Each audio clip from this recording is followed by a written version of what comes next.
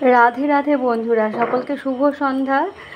আর সন্ধ্যাবেলা থেকেই আজকে ব্লগটা শুরু করলাম। আজকে সারাদিন বাড়ির বাইরে ছিলাম, সেই জন্য আজকে আর কোনো রকম ভিডিও বানাতে পারিনি। তো সন্ধ্যাবেলা এখন একটু পনিরের তরকারি বানাবো, সেই জন্য প্রথমেই পনির বানিয়ে নিয়েছি। তারপর এখানে আলু বানিয়ে নিয়েছি, টমেটো, শুকনো লঙ্কা, গোটা গরম মশলা, তেজপাতা, কাঁচা লঙ্কা সব কিছুই নিয়ে নিয়েছি।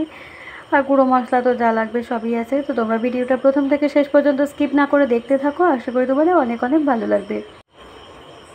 তো এই যে এই পনিরটা হয়েছে, এখন পনিরটাকে টুকরো করে করে বানিয়ে নিচ্ছি। তো গ্যাস জ্বালিয়ে প্রথমেই কড়াইতে দিয়ে দিয়েছি সাদা তেল, আর তেলটা গরম হচ্ছে। আর এদিকে এই যে পনিরটাকে টুকরো করে বানিয়ে নিয়েছি। তো এবারে পনিরটাকে আমি একটু হালকা লাল করে ভাজা করে নেব। পনিরটা ভাজা হয়ে গেছে, পনিরটাকে তুলে নিলাম। আর এবার কড়াইতে একটু সর্ষের তেল দিয়ে দিলাম। তেলটা গরম হলে তাতে আলু দিয়ে দিলাম। আলুটা একটু ভাজা করে নিচ্ছি, একটু লবণ আর সামান্য একটু হলুদের গুঁড়ো দিয়ে।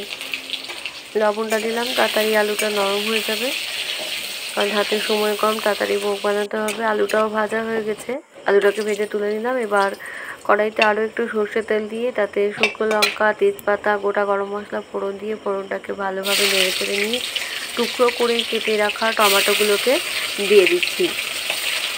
এরপর টমেটোগুলোকে অল্প সামান্য একটু ভাজা ভাজা হয়ে গেলে দিয়ে দিচ্ছি একটু আদা। আর এদিকে একটা বাটিতে আমি নিয়ে নিয়েছি সমস্ত গুঁড়ো মশলাগুলো, লঙ্কা গুঁড়ো, জিরে গুঁড়ো, হলুদ গুঁড়ো, ধনে গুঁড়ো, সমস্ত কিছু। এদিকে আদাটাও দিয়ে দিলাম।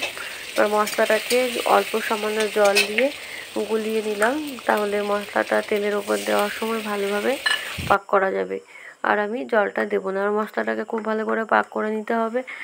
আর তারপরে দিয়ে দিলাম কাঁচা লঙ্কা আর আলু, ভালো করে কষিয়ে নিয়ে পরিমাণ মতো জল দিয়ে দিলাম। আর ভেজে রাখা পনিরের টুকরোগুলোকেও কিন্তু দিয়ে দিলাম। এবার একটু খানিকক্ষণ ফুটিয়ে নেব। তরকারিটা ফুটতে ফুটতে আমি ওদিকে আটাটাও সেই সময় মাখিয়ে নেব। পনিরের তরকারির সাথে একটু রুটিও বানাবো আজকে। আর লবণটা দিয়ে দিলাম তার আগে। এরকমই করি আমি তরকারিতে জলটা দিয়ে, সেই সময় আটা বা ময়দাটা মেখে নিই। আর এদিকে তরকারিটা হয়ে গিয়েছে, নামানোর আগে অল্প একটু মিষ্টি দিয়ে দিলাম, আর দিয়ে দেবো গরম মশলার গুঁড়ো।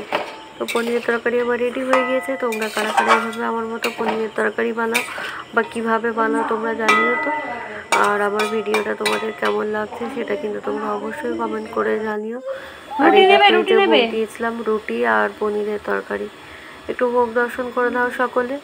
তো ভিডিওটা আজকে এই পর্যন্তই ছিল, ভিডিওটা আজকে এখানেই শেষ করে দিচ্ছি।